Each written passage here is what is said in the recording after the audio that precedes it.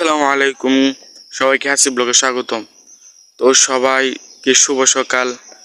তো আমার বাসায় সবাই ঘুমাইতেছে, আমি ঘুম থেকে উঠে ব্লগটা স্টার্ট করলাম।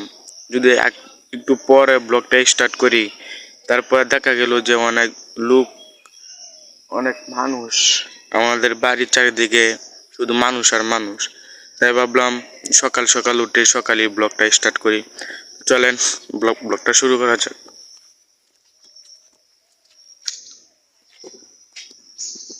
তো দেখেন কত সুন্দর একটা জায়গা।